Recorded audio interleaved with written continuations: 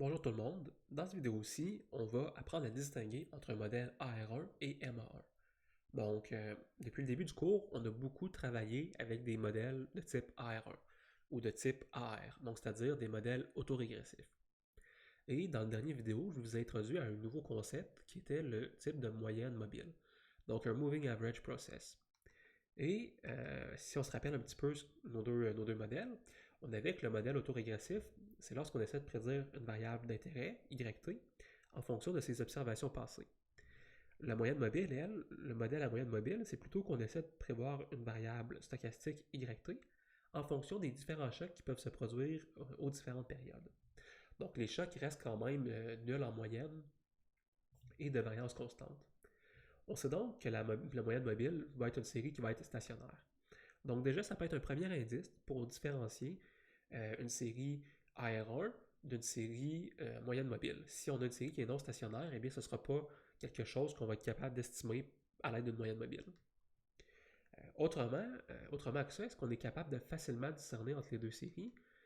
Je vous en donne un exemple. Est-ce que vous seriez par exemple capable de regarder ces deux séries-là et de me dire laquelle est une série autorégressive d'ordre 1 et laquelle est une série d'une moyenne mobile? La réponse, c'est non, vous ne seriez pas capable nécessairement de le faire.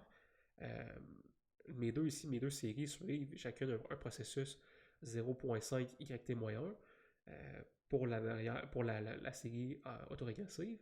Et la série moyenne mobile, elle, suit un processus terme d'erreur plus 0.5 fois le terme d'erreur précédent. Et donc, c'est vraiment pas évident pour les rattacher à leur série. La réponse, c'est que la série X ici est une série qui me présente une moyenne mobile qui suit l'équation précédente, et la série Y est la série qui est une série autorégressive.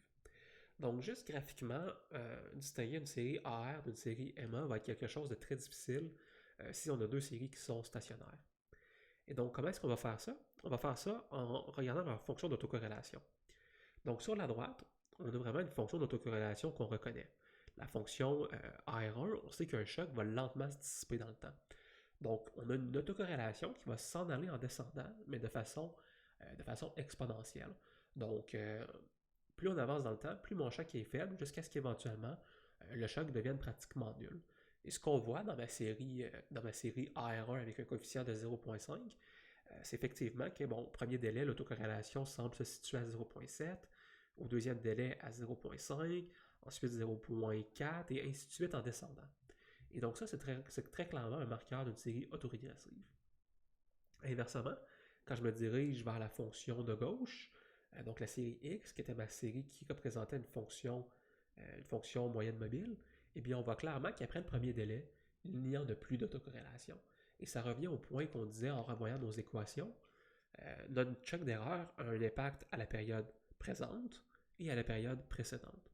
Donc, peu importe le coefficient que vous avez, que ce soit 0.5, 1, 0, en fait 0, vous n'auriez pas d'impact, mais si vous avez un impact différent de 0, essentiellement, ce choc-là, après une deuxième période, peu importe le volume du choc, eh bien, il n'aurait plus d'importance dans ma série parce que son impact est fini. Et c'est pour ça que quand je regarde mes fonctions d'autocorrélation, eh bien, on voit que après la première période, il n'y a plus d'autocorrélation significative entre les données de la série qui suit une moyenne mobile, donc la série de gauche.